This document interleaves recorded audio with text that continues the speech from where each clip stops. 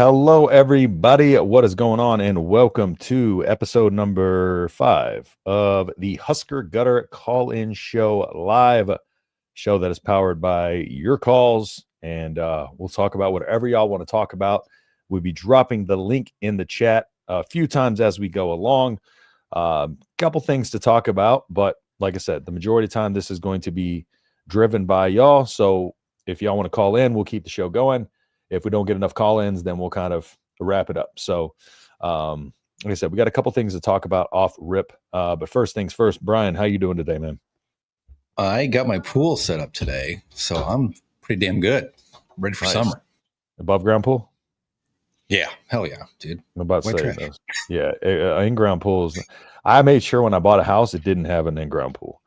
No, my mother-in-law has one, and it's a disaster to take care of. Yes. An in-ground one, I literally pop that thing up in 30 minutes. Takes 2 days to fill it with water, throw some chemicals in it, get my salt water pump going, get my sand filter going, and 2 days later, I'm ready to swim. Fill a little deck, and you're good. It reminds me of the Mitch Hedberg joke, though. That always cracked me up, because I grew up white trash. I grew up above ground pools, and he's like, I saw an ad for a above ground pool, and it was 30 seconds long. Why? Because that's the maximum amount of time you can have fun in an above ground pool. He's like, yeah. Because honestly, he's like, what am I supposed to do next? Drown my kneecaps or throw the ball back to Billy? Because that's your option. But you still make they're still a blast, in my opinion. Oh my gosh, I love it with my kids, especially. You start getting that whirlpool going around. Yes, last year we did that so often. I'd literally be hanging onto the side of the rails. My body would be like flying down. I'm like trying to hold on. Can't do that in an in-ground pool. Yeah, too damn absolutely big. Not. Can't do that in an in-ground pool. Too big. It's a lot cheaper too. And I got dogs. Last thing I need is my dogs walking into some pool and drowning. So I was like, and the maintenance. Yeah, the maintenance on those things is ridiculous. And the way it worked with us, we would have our above ground pool. A hurricane would come take it away eventually, and then we get a better one. And then you get like $400. Hurricane would take that away, and then we get another one. Yep. So, yeah, we've had ours for 3 years, and it's like still very sturdy. I was surprised. Yeah, they last a while. Even back then, they lasted a while. I mean, one of them survived like a tropical storm, but Cat 3s, they ain't surviving those. Yeah, no. Let's get in the chat here. Bone Leg Corn Fed, what is going on? Go Big Red. Go Big Red, sir. Justin hopping in here as well. Appreciate you hopping in here, Justin. Go Big Red. I'm going to drop this link right here in the chat. You do not have to have video. Only audio is required. You can have video if you want. Like I said, anything is open in terms of conversations, topics, etc. Memorial Day weekend. Let's talk about Memorial Stadium. Any new news? Will we get beef? We did share my screen real quick. The pictures today. Yep. Of what Troy Dannon posted. Yeah, if you're going to go ahead and pull those up, we see the red end zones, which are a nice touch. I really like that. The new turf.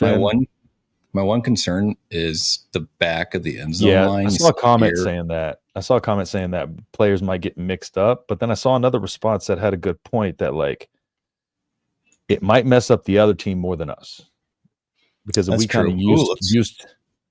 Yeah, they're placing the video board. Yeah, the video boards on there. Wasn't that the Colorado? Was it the Colorado game? There was a game I was at that it went out in the middle of the game, and I thought it was like a glitch, like designed glitch for. I think it was the Colorado. I was at the Colorado game. I think it was. Here. Can't wait to catch a TD outside of the end zone. Exactly. Yeah. And but there was a comment on one of them that did have a good point. It's like we'll probably be more used to it than the other teams. Because they're going to put that. Well, it's already on the indoor practice field, so yeah. So it may end up helping us. Yeah. If it hurts us, that means they didn't drill it enough, which would be a bad thing. But, it's a nice touch though. The new turf getting in there, I like it.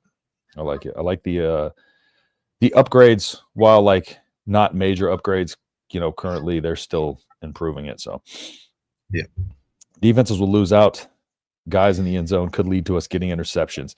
Any news though? Will we get beer? I said beef the first time. They're definitely going to have beer. There's a rule or court thing, I think, next month about it. It's posted on the PBA on the doors. There's like some type of meeting next month. Yeah. Purdue had extra white lines on the outside of the end zone. Ours don't have the extra lines on the border. That might be beneficial. Yeah, that could get real confusing. The Kelseys have responded to Will Compton. I would hope so. What about? The Cincinnati and the Huskers playing in Arrowhead. Okay, that makes sense. Yeah. Goats, what's up, BA? I appreciate you hopping on here. Appreciate everybody who hopped in. Again, City Council passed getting alcohol 3 days ago. So there you go. There's your news. Again, links in the chat if y'all want to call in. We were going to go ahead and talk about some stuff here. Let's talk about, I hate to do it, but Ari Wasmussen or whatever. Let's just get it out of the way and see if we got any thoughts from the comments, and then we'll go see the response. The Kelseys had for Will Compton, but Ari, not Ari from Entourage or Ariana Grande, a less important Ari. Who is a supposed football reporter. Supposedly, slammed his own. I mean, we've all seen it. Slammed his own writers. Or actually, some of you aren't on X, so you might not have seen it. So this could be good information for some of y'all, or just good to know. But essentially, what happened? Matt Rule was on Husker Online with Sean Callahan and them, and posted an article, and there's a video posted out of context where Matt Rule's clearly joking around, and of course it gets spun into some kind of crazy narrative. Let's go ahead and play it for us. You can full screen it too. Yep.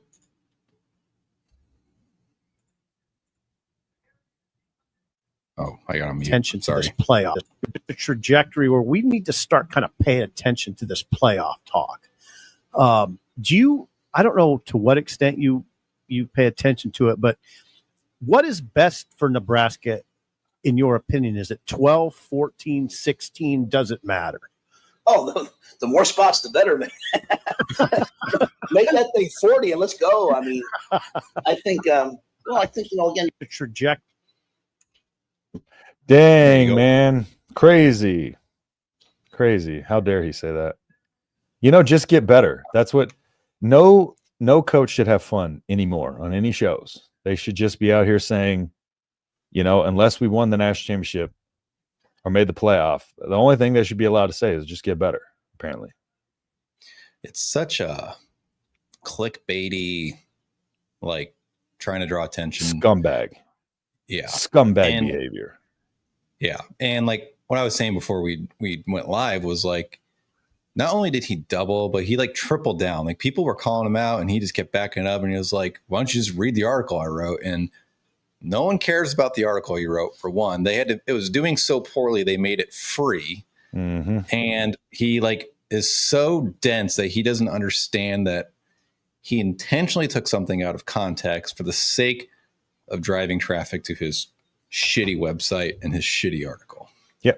Yep. And then to just drag your own colleagues from the own network after they got a interview with the coach, it's crazy. It's wild behavior, because like it just leaves a negative mark on Matt Rule now going on shows and stuff like that. Like this stuff has a lasting impact, and he's like, if he's going to take time out of his day to do it and still deal with all this nonsense, then he's going to be less likely to want to do it. So it kind of screws everybody, who wants to kind of communicate with him and stuff like that. But On3 is ass nowadays. Yeah, it's been ass, honestly. It's been ass. What's up, Sonny? Appreciate you hopping in here. The show's so good. Is the only one this Illini fan checks in on every week to see what's happening with the Huskers. Great work, boys. Appreciate you, Sonny. Thank you. Find my guy Sonny over at Locked On Illini, doing great things over there with the Locked On Network. Of course, he's been on the show a few times. We had a Big Ten show together, but the Locked On Illini came calling. He had to build that channel up, so doing great stuff over there. So, and Illinois got a nice little recruit yesterday. I wasn't even paying attention because I was expecting that. So I feel like we said we pretty much said that like the week prior. But when I did like my recruiting breakdown for the wide receivers, when I got to Nasir Rankin, I kept saying like, he's a slot receiver. You've already got Jacory. You've already got Bell. You've already got Mills. You've already got Mosey. Yeah. So they're pretty full at his spot. No, not saying he couldn't come in and play. He definitely could, but yeah, you want to compete with four other guys for one spot. Not only that, four really good guys. I think the opportunity was there at Illinois. I just think it worked out for him. So wish him the best over there. So, Sonny, you suck, but also love you. Yeah, that's why I wasn't surprised by it at all. I was just surprised at some of the reactions, especially that Sonny got arguing with Husker fans. Crazy. The ability rule has to have coach speak, but then not use it all the time and say what is true is great. Yeah, exactly. I agree. I think he does a very good job of keeping things light fun, but at the same time, you could tell when he's serious and when he's not. Apparently, some can, some can't.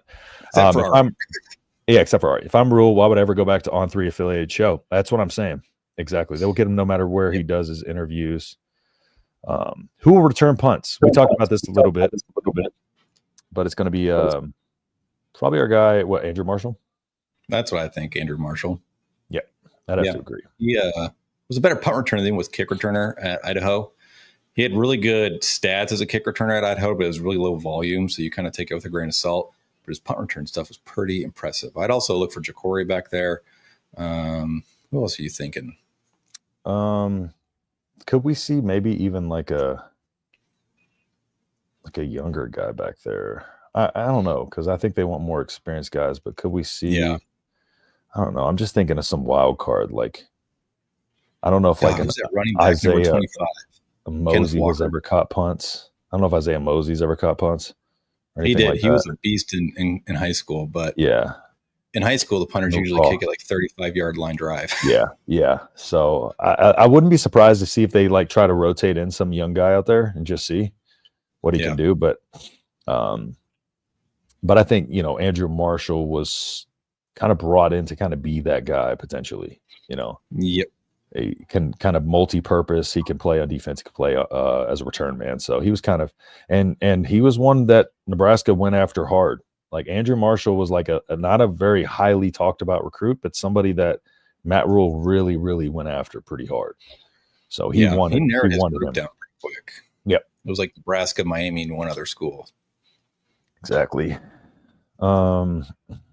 But why reward on 3? Yeah, exactly. Caleb Benning was returning punts in the spring. Yeah, that's a good point. He was pretty good in high school. He was. Yeah, I wouldn't be surprised to see him out there. But I just want to, knowing how they are, they're probably going to rotate some young guy out there because they're going to just trying to find their specialist too, going forward and all that. And then I think they do want to have some kind of a rotation of some kind until they land on a guy who's just consistently going out there. And because we talked about before, we haven't had over 100-yard return man since Tommy Hill went barely over 100. Yeah. And then before that, it was DeMornay Pearson-El, I'm pretty sure. Well, on top of that too is, I think Cincinnati it's not going to be the easy game until later in the game, but then you have Houston Christian, you've got Akron, so you've got some time with some teams where you can spend that extra effort trying to find that guy and then be ready for Michigan. Yep. So it's not an urgent matter. You've got plenty of time against 2 really bad teams and 1 maybe decent team. I think they're over 6.5. Yeah. Yeah. So to be one of those things, it's probably we might see them filtering through very early on in the season to go from there. So what's going on, Cliff? Hey, fellas, and Justin Raji. I don't ever know if I'm saying that right. Raji from Florida. Cliff, you're from Florida. Is that what you're saying? You and Justin? Cast a roll call. Where's I think it's the first time you're in here. Yeah. Links in the chat if y'all want to call in. Again, we are going to be standing by for y'all to call in. Go ahead and click that link and call in. The show is powered by y'all. So if y'all want to call in, we will talk to you. If not, we won't. And we will hang up the show. We will end this show. No, I'm just playing. But we will. But after, we'll give y'all a 10-minute warm-up or a 10-minute warning, something like that. All right. Any other recruiting news? I know we touched on the tight end position the other day, but is there anything else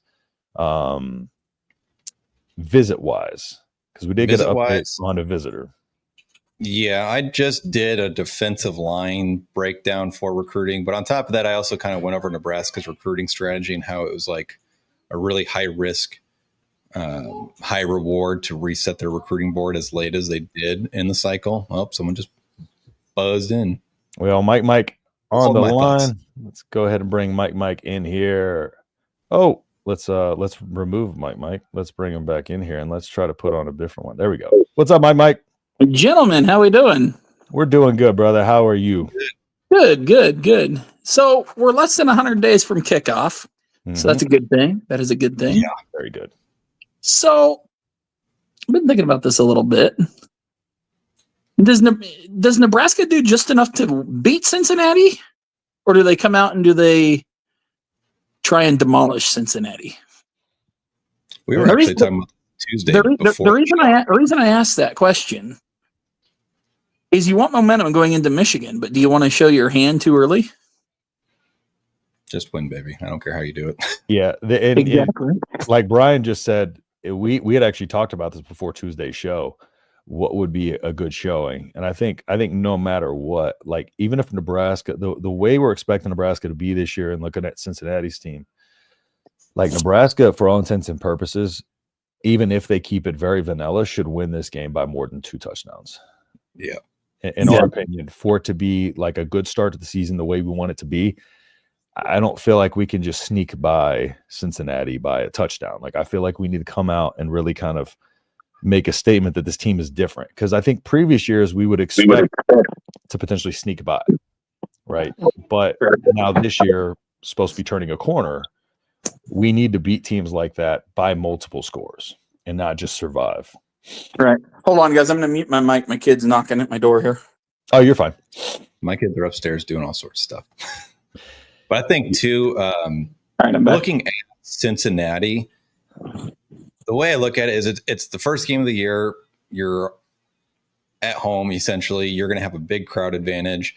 I won't be shocked if it's a slower start. You're going to have a new offensive scheme, a new defensive scheme, a new special team scheme that you're still working through. But I would not be shocked that, let's say, come third quarter, it's 24-13 or something, and then Nebraska just blows the doors off. They finally get into that rhythm, and then it turns into a 31-13 type game. I think that's kind of how it'll go. Well, my other thought on this is Matt Rule has made the comment during the offseason, this is the team he's always dreamed of having. Mm-hmm. So, all the big analysts and stuff are sitting there, Nebraska's schedule's cupcakes, even though you have like Ohio State that plays Central Michigan, stuff like that. Anyway, so if Nebraska's fans even want any sort of, chance to get into the college football playoffs, if that happens, I know that's asking a lot, but we need to come out and make a statement in this game. I think, we need don't take our foot off the gas like in previous years. Oh, we're up by a touchdown, we're just gonna do enough to keep the lead. No, we need to. I don't care if our second and third teamers are scoring on them. We need to keep going. Like last year, early in the season, like even after the Northern Iowa game, coming away winning that game as much as we did, like I didn't feel great about that performance. It's because we couldn't score in that second half on either of those teams, and it was like hard to move the ball. We need to see just like something that inspires confidence in us. Because like you look at Cincinnati last season, 5-7. I think they only won 1 game out of like 6 where they were the favorite. So I looked at their stats not that long ago, a couple days ago, and then their coach sucks too. Their win total or over under is 6.5, with it being like plus 155 to hit the over. So they are expected to finish under 6.5 in the Big 12. That should be a team that Nebraska goes in there and beats pretty handedly. Didn't they bring in a stud quarterback, or don't they have a good quarterback too? He's pretty good, but he's I forget his name, but yeah, when you look at like projections of NFL draft, like he's not a guy that you're saying he's going to be a first or second round pick probably. Okay, for some reason I thought they brought in a big Hornsby. name. What was his name? You talking about Brendan Sorensby? Yeah. Yeah. For some reason I thought they'd brought in somebody else, and I don't know why. They have his stats. Might have, but I don't think anybody's going to start over Sorsby. On top of that, too, they brought in a lot of transfers at skill positions that were not highly productive at their previous schools, too. Yeah. So this is going to be their first extended action, and they're going to be playing a home game at Arrowhead Stadium where there's going to be 70,000+ Nebraska fans. Yeah. I'll be one of those Nebraska fans. I actually had something pop up that I found a travel package. I was able to go to my first road game, so I'm planning to go, actually. Nice. I will be there. Excellent. Let's see. Yeah. Some of the comments here. I want to see a clean game, no penalties, and I want to see good protection on Raiola. I think a clean game, no penalties, and I feel like got to get out of there with at least a couple score win. And all right, gentlemen, that's all I have. I'm gonna hang up and I'll watch you guys in chat. Appreciate it, Mike. Appreciate you, man. Thank you, Mike. Have a good one. Later. Always good talking to Mike. Mike. Always remember happy to Coach have him Rule's in here. comments about like the Big 10 versus the Big 12. Oh yeah. Like you can't make that comment and then come out lay an egg week 1 against the Big 12 team. Who was a group of 5 team a couple years ago. I feel like this team will be ready. I feel like there's just a different level of like confidence that they have in themselves. Just that little bit of that hindrance of doubt, I feel like has left their mind. Because I feel like we weren't getting statements of a whole lot of confidence before, Mm-hmm. And I feel like we're getting a little bit more of that kind of fire and that like make them coaching staff, players making comments about like what this team is, internally and what they see this team. And I think that's been the biggest tone shift for me. That's given me confidence than in previous years. Coach Rule and that staff carry themselves like a heavyweight that they're not. But you have to carry yourself like that in order to get that mindset that you are a damn good program. You are a team that wins. Eventually, when they start winning, you can, speak loudly like that and no one's going to bat an eye. Yeah. Yeah. It's one of those things where it's just like, if you talk like, you're a team that's going to be, or wants to get at the top, if you are a team that wants to get at the top, you have to act like that. Right. We can't sit here and just say like I felt like in the previous years, we just kind of packed it into like a niche type of recruit from a niche part of the country that would then try to, they would come in and they would try to like land on these, these 3 stars and just try to really, but I feel like we never attacked and went after like the top teams and recruiting and all this and say like, hey, we can beat these guys. I feel like we shied away from it in previous years. And I feel like that aggressiveness that we see them in terms of their actions taken and what they're doing to build this team, we hear also in the bravado and the way they speak about it. And again, I did a video last year, off-season over off-season, breaking down what they told us in the preseason of 2023 and what they told us in the preseason of last year, and comparatively what we saw from the team last year versus 2023. And it's pretty consistent with the issues that they saw in the preseason were pretty glaringly the issues that came out during the season. Issues with, we remember that scrimmage before last season, issues with the offense being able to move the ball, without penalties, and we the original first year where it was like it might've been last year actually, where they were like, he's like, we shot ourselves in the foot a lot with an opportunity to get 7. We ended up taking 3, that type of thing. And so I feel like those were things that reared their ugly head during the season. And so I feel like we kind of in a way are going to be able to tell maybe where deficiencies may be, but also know that our strengths are probably right in line with what they're telling us. Yep. I also think like one thing to go back to like you're talking about the recruiting stuff and kind of swinging with the big hitters in college football. A lot of the prospects they were recruiting before this staff change in December with the defensive staff, a lot of those guys were not highly recruited guys. Yep. And then in January, when they reset their board, they went after the Valdon Stones. Now, they were already on Titan Davis, so they kept after him. But Cameron Wilson, for example, they have done such a damn good job in such a short amount of time building relationships, building trust, and you don't have a lot of time when you reset your board like that.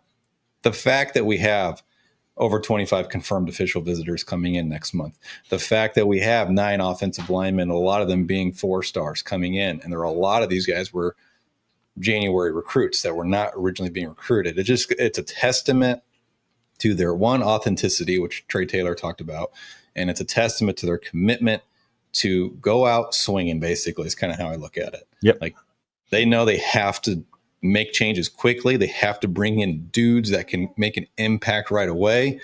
And that's exactly what they're doing right now. It's crazy. Yep. Cliff says, I want to start seeing 100-yard running back or better every game, 70 or better in the fourth of the 14-point lead. Old school college football, that that'll be the case more often. This team, this is about spreading the ball out. We have so many weapons on this team that we are going to see 100-yard running games, of course, occasionally.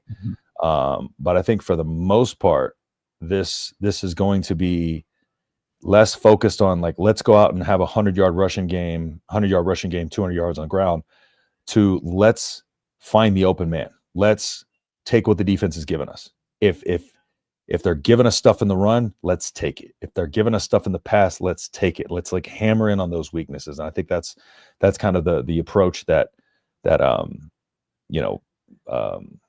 oh my gosh, Dana Holgorsen is going to go for. Again, it's about spreading.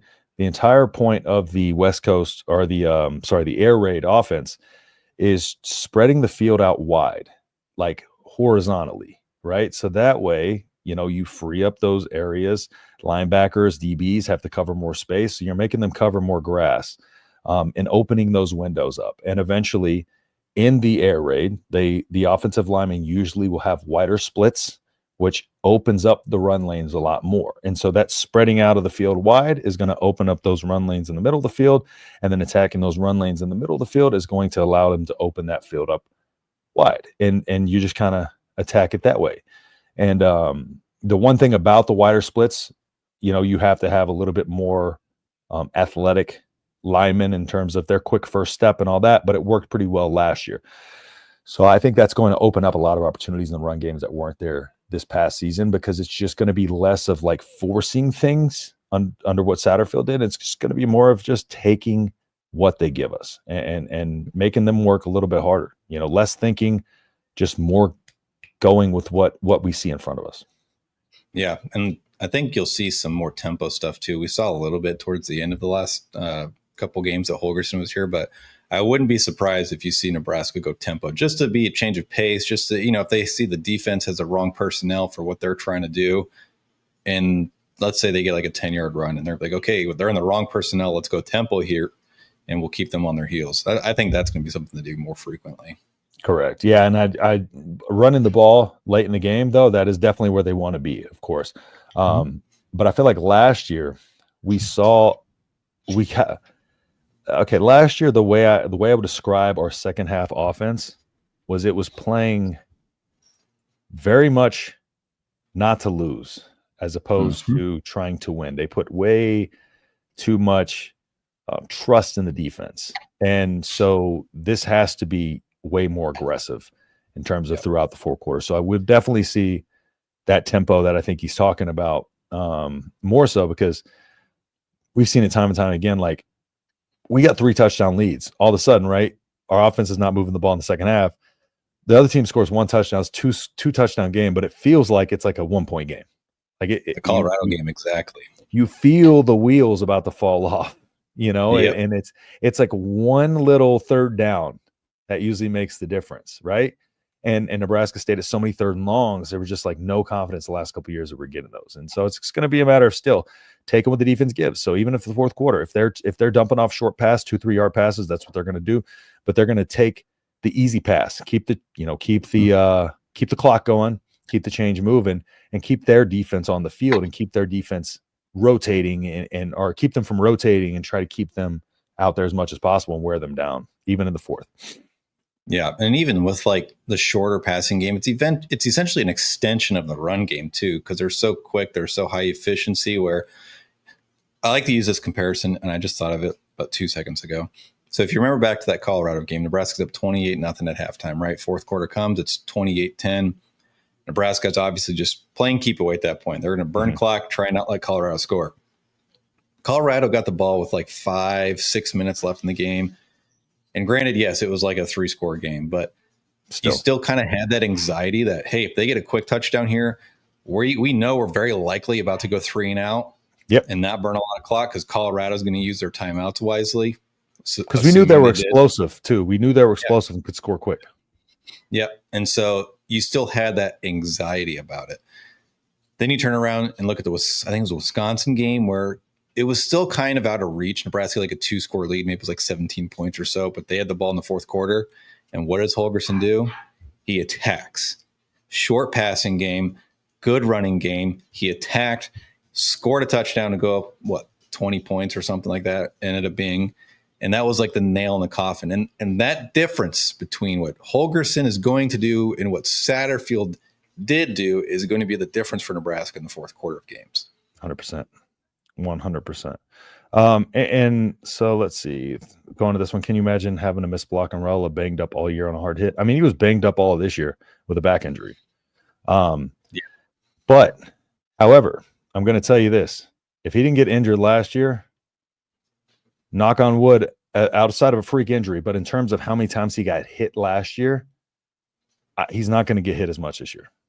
The way the offense is going to be going, the way the offense is going to be quick out of his hands, as quick as possible, getting the ball out of his hands to get into rhythm, he's not going to get here near as much. So it's really going to take like a freak injury or just to hit the wrong spot. Like last year, the UCLA game, the back kind of got hit, and he said he just got hit in the wrong spot or whatever.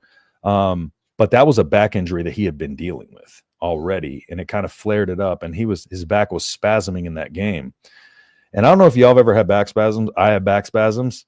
They are unbelievably painful. Like it's just like this right in the middle of your back. It's just this gigantic knot that takes your breath away. That just kind of like, it's almost like somebody punching you in the gut, like every now and then. And it's just that constant, like, and then it's just knotted up for like the next few days. The fact that he was able to go out there, play on that, and then kind of come out the practice the next week a little bit, and then be able to make the next game.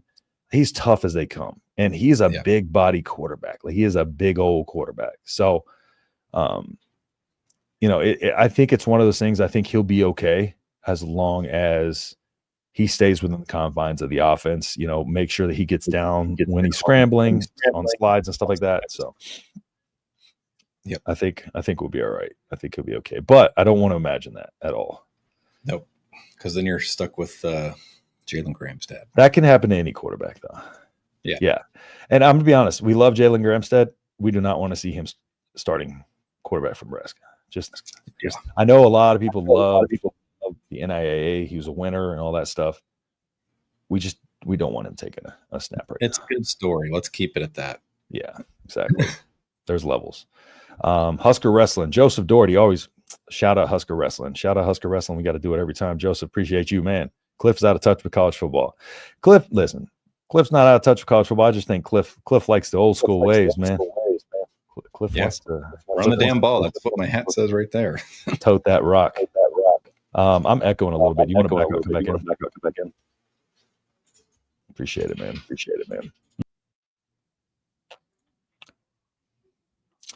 Out of touch. Colorado was damn good in 87, almost there, but a couple years away.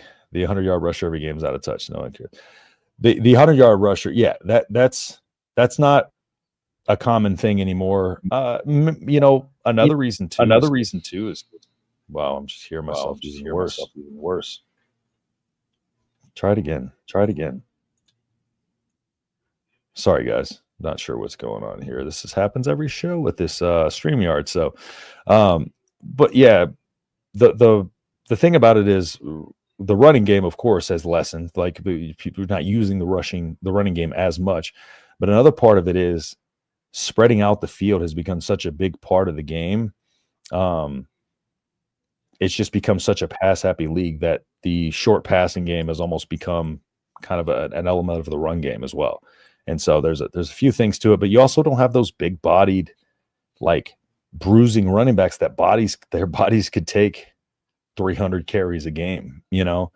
Like, a lot of these guys, like, the wear and tear that puts on their body, it's rough. It's rough to try to get out there, especially with the athletes being bigger, stronger these days. It's hard to get out there and tote the rock 25, 30 times a game like he used to be able to. Real said himself, he wants pounding in the fourth. Yeah, he always talked about since he got here, winning the fourth quarter too. Yeah, winning the fourth quarter. He said, we want to win the fourth quarter no matter what. And he got flack in the beginning. He's, well, what about the other three? Yeah, but we understand what he meant by that, closing the game, closing out the game. So he definitely wants to be in a position, because at the end of the day, Nebraska still wants to, it's the Big Ten. And Matt Rule understands in the Big Ten, you got to run the ball. And so it's all putting ourselves in that position. So he does want to be able to pound the rock in the fourth, but they will deviate from that if need be. I don't care how you do it, just win. Exactly. We can get a call in here in a little bit. If not, when we get to these few comments, we're going to conclude in about 10 minutes. So we'll restart the counter. Drop the link in the chat. So let's go ahead and get to a couple more of these. Forgot to ask on the phone, hypothetically say Butler's defense struggles. Do you see Phil Snow stepping in to help or what? I think Snow's going to be a part of the operation no matter what. I think if Butler's defense struggles, you let him coach his way out of it. You hired him for a reason, and you got your offensive coordinator, Daniel Holgerson. You hired him to coach his way out of it. This is not a Scott Frost situation where he let Whipple call the plays for a little bit, took the play sheet at halftime, right? You got it. If you want to run this like Rule wants to, where he's kind of the GM, you got your CEO, whatever the offense. You got that over the offense. You got your leader of the defense, right? Those guys, let them do their things. And I think it's going to be hands off. I think that's the way he wants this operation to be, hands off for him. Now, Matt Rule's very hands on with it, but he hires the guys he trusts for a reason. And so I think you just let him coach himself out of it. Butler's been doing this a long time. So yeah, I'm not too worried. They'll all be helping each other no matter what. When they talk about the offensive game plan going into the last season, remembering back to whenever they interviewed, oh my gosh, Glenn Thomas. When they interviewed Glenn Thomas when he first came on board, he was talking about how the offensive game plan is kind of a collaborative effort. They all put their inputs in there, but so that they do share their input. So they do get help from each other. However, at the end of the day, it's their job to call, what they're going to run and all that stuff. So I think he'll have a leash. He'll definitely have a leash. Yeah. I think Snow's there to be an extra voice, but he's at the end of the day, it's Butler's decision what they're going to run. Exactly. Yeah. A lot of the guys are gone. Half the battle's convincing players they can beat anybody. Most of the new players are used to winning and having win attitude. Yeah, these young guys, they're fresh and ready to rock and roll. We got young guys up and down the roster. We talk about the inexperience in certain positions, but that's just because we have such good young talent everywhere. Like even at the running back room, a lot of guys that we talk about up and down that running back room. I don't think there's a guy that I wouldn't trust in that running back room right now to tote the rock or be able to go out, out of the backfield on a and catch a pass. It's just a matter of only one of them has done it consistently. But I think this running back room has the potential to be excellent. I think our defensive line, even though we lack some experience that we had, they have the potential to be great. It's so what we lack in experience, we might be able to see even better performances because of these young, fiery guys that we have that have fresh minds that are ready to just come out and win. They want to come out, compete every game and win. They don't have that one score crap in the back of their minds. This is a different team, different leadership, different time. So yeah, I think that winning attitude is going to be the difference. That's why I say we can't sit here and be like, oh, let's sneak by Cincinnati. Oh, it's a power 4 team, week 1, we can afford to have. No, we can't. We got to come out and start this season hot because it gets real around week 4. So, yep. You got Michigan. You got to go to Michigan State. You're going to have to go to Minnesota. Those will be tough games on the road. You got tough games at home. It's the Big Ten. You got 9 games every year where it's going to be a battle. Doesn't matter, as bad as Northwestern is, it's still a battle. Yeah, I think everybody on this team has a winning attitude and a winning mindset for sure. The culture is here. Exactly. Now we need to change to a winning culture.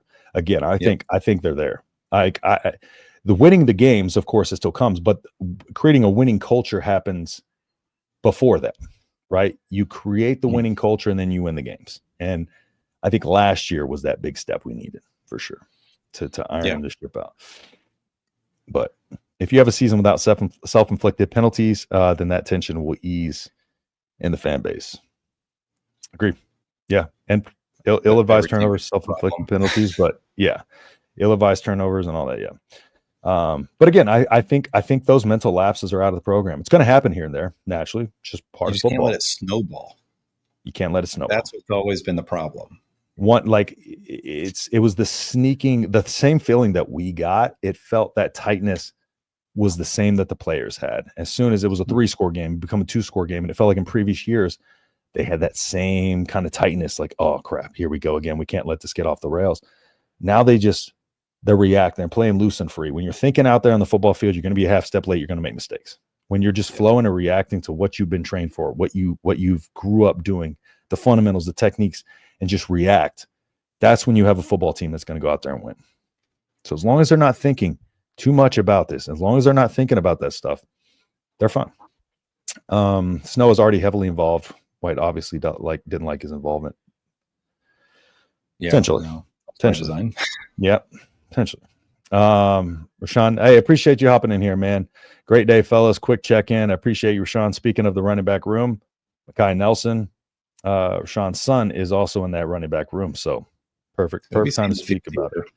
Because Rashawn has put us on a little bit more to Mekhi and watching his stuff and all that. Yeah, it's a super talented kid at this running back room is going to be very, very, the potential to be very, very good with this. A lot of potential.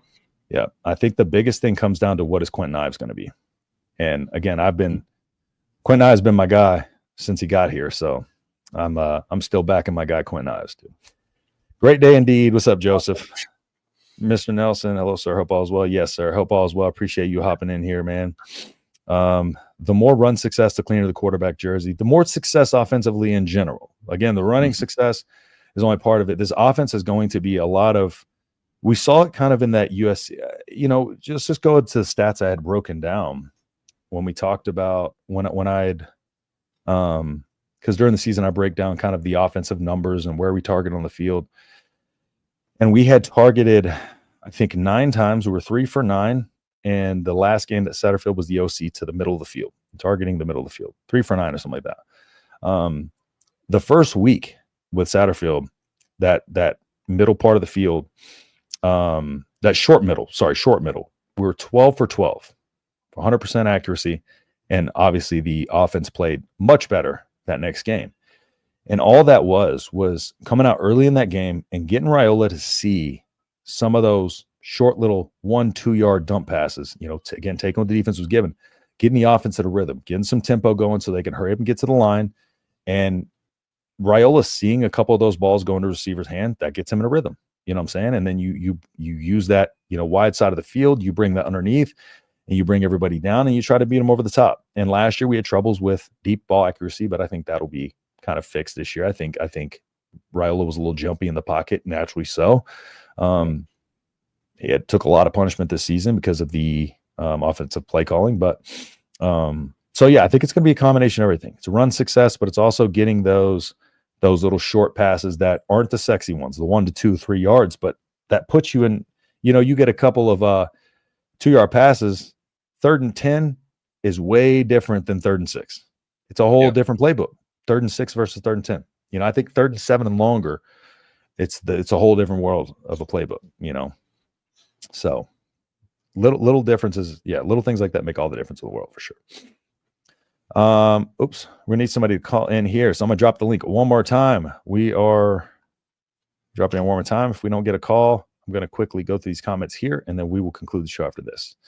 We all like the old school way. We do.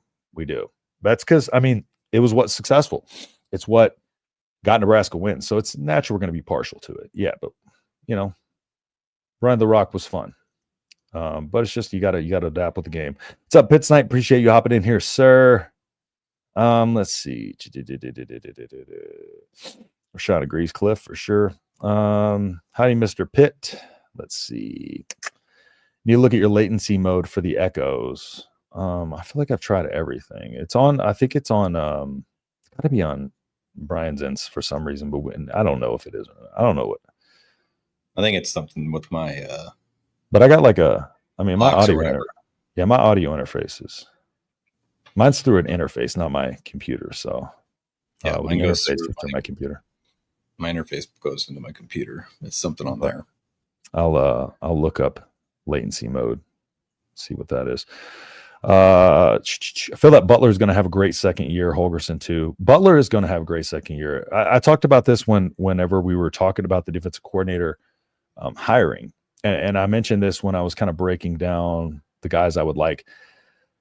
Butler, for me, I was never against Butler being the defensive coordinator because Butler came in from the NFL and came in late in the process, right?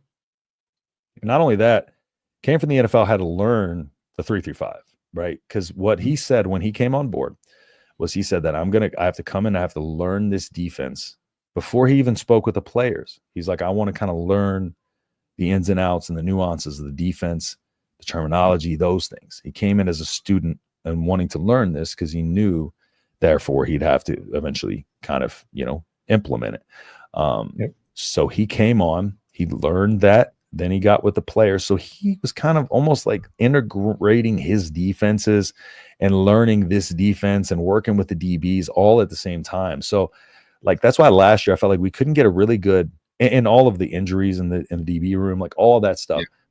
There was no way to properly grade Butler's year one because of all that. Who was going to be great in that? Nobody was going to excel, Yeah, you're throwing Jeremiah Charles out there who's never played. He's got like 1 year of high school experience and that's it. And then last year. Yeah. And no knock on Charles. It's just he's so raw. He doesn't need to be out there yet. He was never picked up to be out there that early. So I feel like looking at it objectively, you have to step back and look at what Butler was put into. And but so I agree with you. I agree. I think that Butler is going to have an excellent second year. And I think people need to be a lot more excited about what he's going to bring. I think the Boston College game did get people excited, but I still think a lot of people have doubt in their mind. It was no secret who I wanted, but I was not going to be upset with Butler. Butler was my third choice. I think he was hired to be the next defensive coordinator. I said that when Nebraska brought him in. I just thought it was way too coincidental. I thought the same thing. On leaving, they go in, they bring this dude with tons of experience in. NFL guy. I immediately was like, yeah, he's probably our next DC. I thought the same thing too, but then it was taking so long that I was like, if it's internal, like I feel like it would have happened. So I think maybe they did kick the tires, maybe on a couple of others, but I feel like it would have to be a home run. Like it would have had to be like Jim Leonard. Yeah, because my top two, huh? And he hates Nebraska. Yeah, like Jim Leonard would have been a great pick. Like Jim Leonard was probably second on my wish list, I would say. What was your wish list? SMU's DC, Jim Leonard, and then Butler. Everybody knows Scott Simons was my favorite. That video did like 25,000 views. Scott Simons, yeah. I put out a whole video on him. That was the best video this channel ever had. But I broke it down pretty well and then Scott Simons came out against Clemson and coached a clinic defensively. Yeah. Coached a clinic. They had people look at the scoreboard, but that offense too. I thought Simons was a legitimate option. Yeah, I thought he was legit. Butler was obviously legit, but I didn't think Leonard would be an option. But he was definitely he's one of the best DCs in the Big Ten a handful of years ago. Like he's a guy you would definitely want to have. You'd be insane for not wanting him. He was on my wish list for sure. I just did not think it was going to happen. I thought it was going to be Butler or Simons. That was my thing. So Hogan's going to blow some doors off. I'm so excited. Damn right. Go into settings, audio, and put the echo and cancellation mode. I think I do. Yeah, I have it in cancellation. Yeah, we've tried a few different settings. It's just not working, but we both have it enabled, I'm pretty sure. Yep, I just double checked. I believe Butler is a step up from White. I don't believe he will wait to make adjustments in the next game. Yeah, that's kind of what I said on Tuesday. On Tuesday, I said very much so the way that Tony White coached, he was reactive. Very reactive, not proactive in terms of his game plan. I mentioned, the Indiana game. They ran all over us. We had 3 hands in the dirt. Come back, the Ohio State game, finally put 4 hands down in the dirt. Very reactive. Whereas Butler is going to definitely be proactive. Like, look at the game plan he came out against Boston College. Perfect game plan for the matchup. So, yeah. he's going to be great. And now he's got a full offseason with all of those guys on defense and implementing his defense. So gets real week one. Bring on Cincy. Exactly. As good as Tony White was, there was a lot of games where like he just was exposed. Indiana, obviously. And then he'd have the comeback against Ohio State. But then UCLA comes in here and just runs you up and down the field with a bunch of mid-ass players. And then you would go in and you like Wisconsin and you shut them down and then you shut Iowa down. But it was just a lot of ebbs and flows with Tony White. And another thing too is like you look at the Illinois game, and I point this game out a lot, but that should have been our first warning sign, because I talked about this on Tuesday too. Bielema came out there and had a game plan in mind, and he was not going to deviate from that. And we could not take him out of it. And not only that, they got our defense out of position. Mm-hmm. And we come back from halftime. They come out and they have that same mindset, that same offensive game plan. Still could not stop it. You know, they adjusted to us. We couldn't adjust to them. And that game right there, to me, looking back, was very eye-opening. I talked about that game a lot when it happened, but it was very eye-opening. Looking back in hindsight, should have been a sign. You had some warning signs with the offense, and then that was your game where you felt the defense got exploited. Yep, exactly. Yep. Thank you guys for the constant recognition. Love the way the show's progressing. Hey, honestly, like we get, thank you. Just like everybody else, we get fixated on the guy at the top, and like sometimes we don't get, we don't take the time to go back through and look at some of these other guys. So I appreciate you bringing our attention, to the talent level. Like honestly, so makes us feel much better about the running back room for sure. Makai, it's MEKHI, by the way, a great wild card. He had a big spring scrimmage, I think, a couple weeks before the spring game or week before. Look at Rashawn. See, he has my back. Quentin needs the opportunity. That's what I've been saying for the last 2 years. It was full room last year. Like he is going to be a damn good player, and I know for a fact that's why this staff isn't going after a running back. This second portal season, or at least they don't feel like they have to, is because they like what we got in that room from Emmett to Quentin on down. They feel confident, and that makes me feel confident in that room for sure, because Quentin Ives just, he's got that edge to him. He's got that because I'm pretty sure he played in Jersey, so he got that Jersey kind of edge to him. He is. They play with an aggression. They play with a downhill style. I just think, and people talk about like, oh, he's been here 2 years. Not a knock on you. You're one of the people that said this. We were in disagreement about Quentin, but you're coming around a little bit, I think. I can't fault the guy for only having 6 touches. You know what I'm saying? I can't fault the guy for that, especially when we look at the situation with the last year. We can't sit here and be like, question the running back rotation and be like, it didn't make any sense to us, but then also at the same time be like, well, Quentin didn't get any touches, well, if the running back rotation didn't make any sense, well, then it might not have made sense for him to not get any touches. Maybe he deserved more touches than he was getting, so we saw that running back rotation get fixed pretty quickly when Holgerson took over. I'm just going to say this. I was the first person before Emmett touched a snap to say Emmett Johnson was going to be that dude. First person. But he won Mr. Football in Minnesota and rushed for like 2,200 yards as senior. And people are like batting an eye. Like, oh, it's no big deal. I'm like, that's impressive. Not only that, but people forget he was getting half of the first team reps. Matt Rule's first offseason, leading in that season, he was getting 50% of the first team reps and was supposed to be a big part of that team in 2023. He ended up being because of injuries. However, had those injuries not happened, now it looks like he might not have been, but he was told he was going to get opportunities early in that season. I'm glad we have an offensive coordinator now that's going to use our running back room to their strengths. And that's why I can't sit here and be like, oh, Quentin only had X amount of touches. We know the offensive coordinator didn't know how to run an offense. So there's a reason why he only had that many touches, probably, How the lads mask coming, Mr. Rashawn. Training tables make a huge difference. Yeah, 4.2 yards per carry is the goal. Remember, that's our that's 4.2 yards per play was our goal. Who's going to call in? That's what I'm talking about. Yeah, we're going to wrap this up at an hour if we don't get another call. So that gives us about 6 minutes here. Somebody should call Mike. All my devices are too old. Now, how are you too old to make a phone call, Pit Snipe? Come on now. Oh, you need speakerphone, literally. Hanging him on. I'd like to aim higher, but the realistic goal, but it's the realistic goal with a Holgerson offense. Oh, you talking about that's your goal for per carry? I don't even honestly like. I don't think we can set a specific per carry goal. Like, I just really don't. I just think this offense is going to be so well versed that we're gonna. I dig Mike, but there's a horrible delay on my phone. I'll get a headset soon and call in way too often. Fluctuates between 197 and 200. Talking about his weight, he's more sturdy than most think. Could be 205 for the season. Has ran over some favorite linebackers in practice. They love him.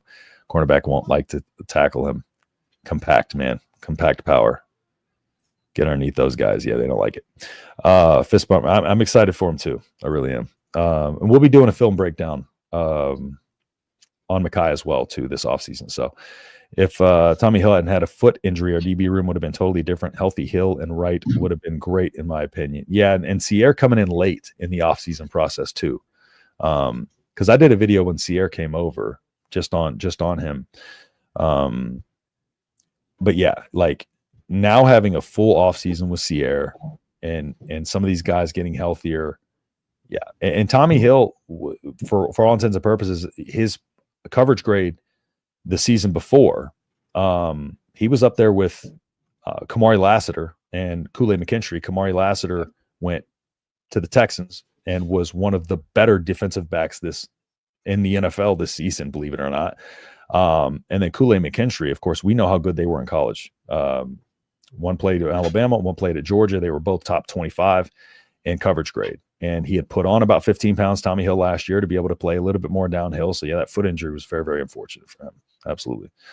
Yeah, it's derailed his career, unfortunately. Yeah.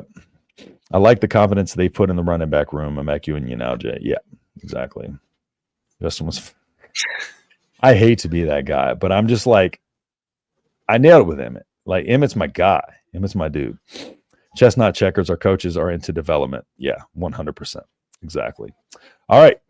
Well, we didn't get any calls in Trojan Fight. What's going on, man? I appreciate you hopping in here. We haven't got any calls, so I'm going to drop this one last time, and we're going to start to wrap up the show otherwise. Again, last week, I appreciate y'all. Appreciate Brian holding it down for me. My dog passed away, as many of y'all know. So last weekend was rough for me. My dog passed away on Thursday. So it's been a full week since. So, but just so everybody knows, we're back full bore. We're going to be here every Tuesday at 6 p.m. Central, every Thursday at 6 p.m. Central. And then, of course, when the season rolls around, we're going to be here for the live post games. So give y'all a few more seconds here to call in. And if not, we are going to wrap the show up. So I appreciate that, man. Thank you so much. Yeah, it was rough on me and my wife, but we are surviving. We got two other ones that are helping us through it. That dog has been with me for 13 years, man. 13 years. We got it right when I got out of the military. So yeah.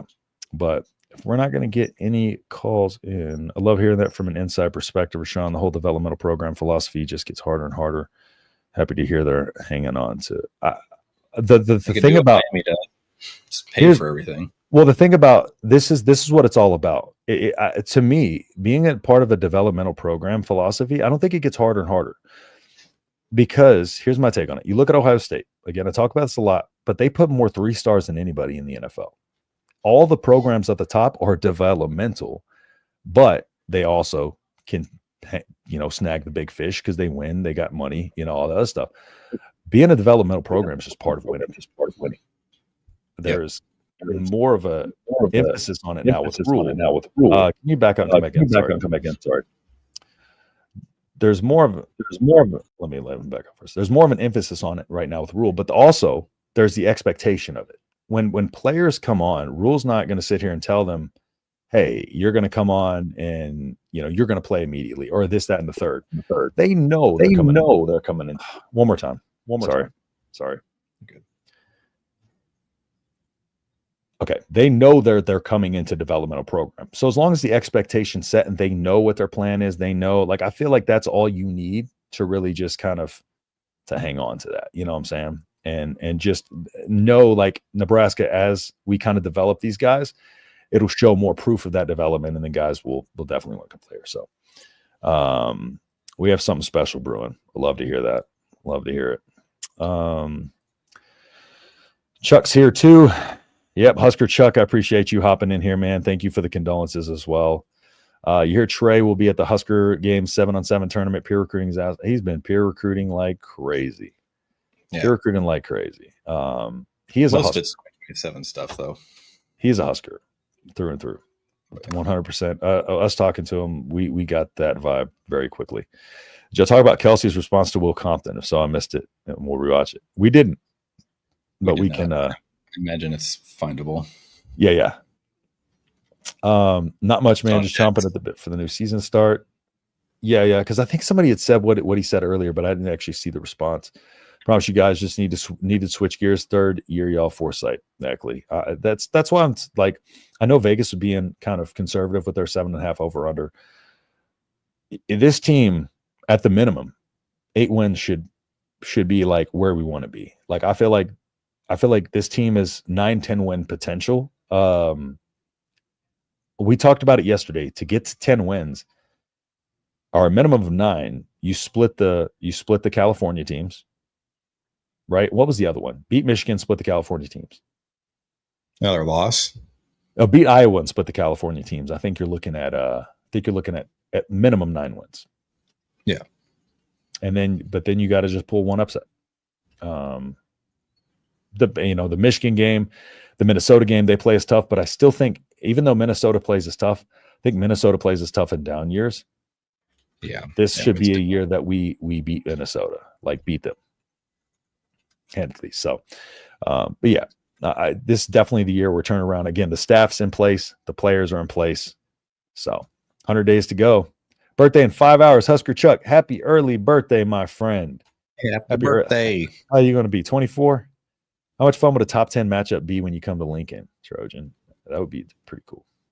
Every time I've gone to Lincoln for a top 10 matchup, Justin Fields with Ohio State back in the day, I went to not a top 10 matchup, but like the Oklahoma game when he got a doors blown off.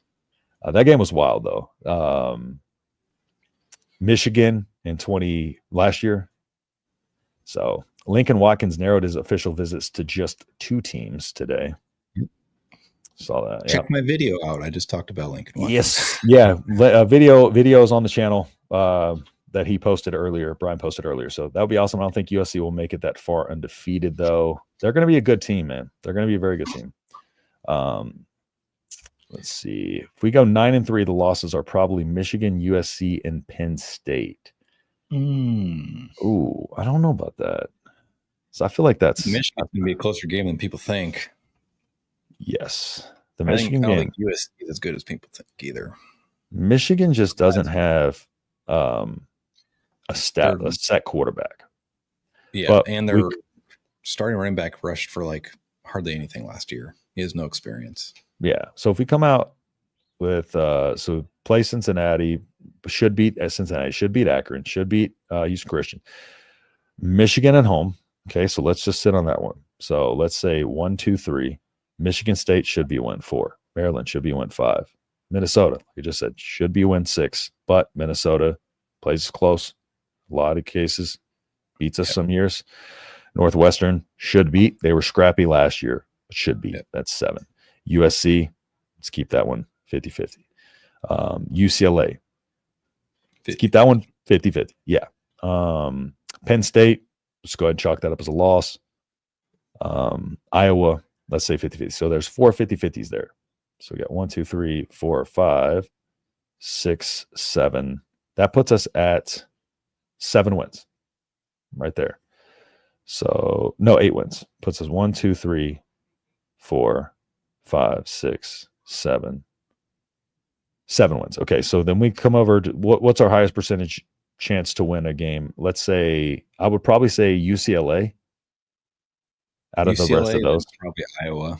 So we're talking about if we beat UCLA, because we were talking about splitting the California series. So let's say we beat UCLA because I feel like we have a better shot of beating UCLA than USC. Then beat Iowa. That puts us at 9 wins. Yep. And then what was the comment? So it said if Michigan, USC, and Penn State. Those are, I would say probably, right around that. Those are the three that I would Michigan. say. If you get Michigan at home at night, you get USC at home at night. Yeah. Changes everything. That's why I'm saying that Michigan game is going to be so important for how the season goes. Mm-hmm. Like that's going to be the catalyst. It's going to be super a big important. litmus test right out of the gates. And if it's Bryce Underwood versus Raiola, those two young QBs, you know what I'm saying? Mm-hmm. Minnesota and Malachi Coleman. Malachi seemingly he's in a battle for playing time again. Is he? Is that, oh man. Well, like PJ said, like, he was a that's what I'm saying. before. Well, that's what I'm saying. Like in a battle to even touch the field. Oh, kind of like he was here. Yeah. Chuck can buy a legal drink. Happy early winter day, Chuck. Happy your parents had sex day, Chuck. No, I'm just fine. If we would have won 8 last year, like we should have, expectations would be 10 this year. I ain't even worried about last year. 9 last year. Last year's done and over with. Expectation, like I think we should expect 8 wins minimum. Yeah. Anything less is a disappointment. Yeah, exactly. Most significant, and I think we'll get it. Most significant birthday since 21, turning 62. Let's go. 62 years young, Chuck. Michigan, Notre Dame, Illinois, probably looking at 3 straight ranked opponents before facing Nebraska. It's a tough stretch, dude. That's a tough stretch. Yeah. Michigan, then Notre Dame. On the road? Man. I don't know who had Michigan, then to Illinois. Or if you're coming from Illinois, then you're playing at Nebraska. You have back-to-back road games to the Midwest. That'd be brutal. Illinois is tough. Illinois is very tough. Yeah. Charge and fight. Go ahead and call in if you want. It's going to be fun to watch Trojan. That is a murder's row. It is. Yeah. Because we talked about yesterday that article that had Illinois finishing as a playoff team. Would not surprise me. They experienced. They got a great coach. And they do what they do well. They played excellent last year. Yeah. They're going to be good. I would not chalk up Penn State as a loss. I would. They're losing a lot of talent, but they're a top 5 team, I think. They're top. Yeah. They're going to be a top 10 team for sure. So if we're chalking up anything as a loss, that would be the one. If we're saying like if we're picking one game to lose, based on what we know last year, it's them because they still got Drew Aller. Dude's a monster quarterback. And isn't the Singleton their running back? Yeah, they just didn't have any. Their receivers, they didn't really have any legitimate receivers. They lost their tight end, who was their offense. But he went top 10 in the NFL draft. So night games seem to be rare in the Big Ten. Well, I think you're just used to Pac-12 after dark and every game being at night. That's probably part of the problem. So Nebraska usually plays 3 or 4 a year. I feel like some years I feel like recently we got like 1 or 2. What's going on, man? Appreciate you hopping in here. All right, last chance here. I've even gone 10 minutes over what I said. Come on now. Let's see. All right, who's calling in the guys I appreciate? Yes, we would. I don't have that in order. Sorry. Shock the world in Happy Valley. Take away Drew Aller, then what? Defense. They got it. Their defense is their strong point. They got a gnarly defense. I think they were one of the teams. They rotated like like third. No, like I'm saying, like I think over the course of the season they rotated 32 guys through that defense or something like that, and like still were top 10, top 5 defense, top 5 unit. Yeah. Now I don't think Penn State is nearly. I don't think Penn State's to Ohio State's level. I still don't. You know, I think Penn State is limited at their ceiling, but their ceiling is still top 15. Yeah. You know, top 10. Their ceiling still top 10, top 5. What time that game is going to be a big factor too. You do not want to be at Happy Valley in a whiteout. It's 7:00 game, or otherwise it's going to be a disaster. Although Illinois hung with them last year, they just fumbled that. Illinois would have went into halftime last year at that whiteout up had they not gone 4 and out at the goal line. Yeah, being 10 and a half.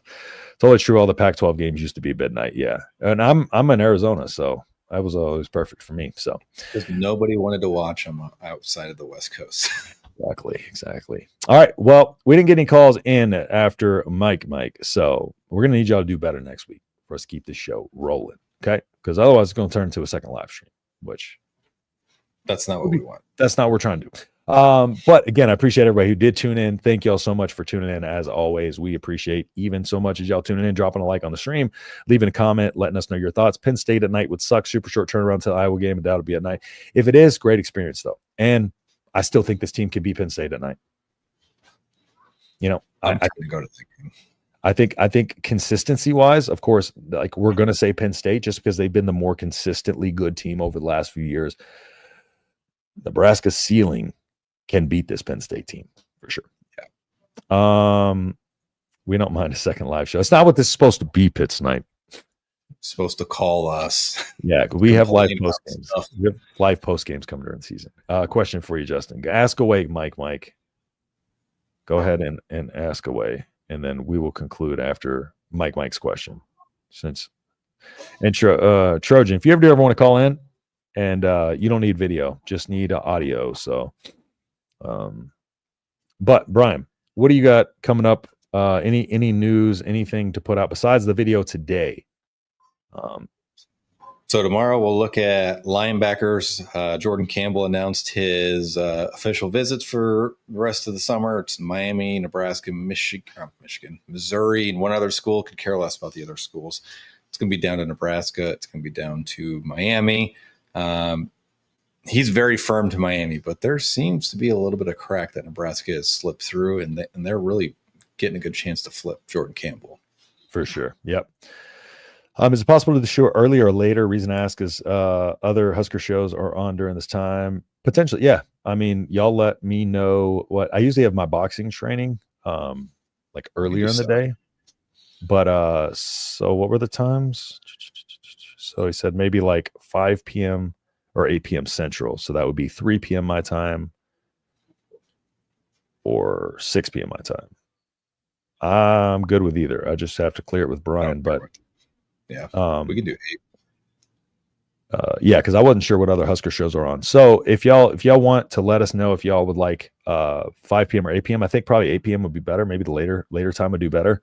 And I'll also put this out on X. So if y'all want to follow me at _H-Town Husker, I'll put it on X, see what time everybody wants. If we want to keep the same, if we want to move it, we'll just take a general poll on it. I'll also put one on the community tab of the actual YouTube page here. So Oregon catcher took a nasty foul ball off his throwing hand, could affect him tomorrow. Interesting.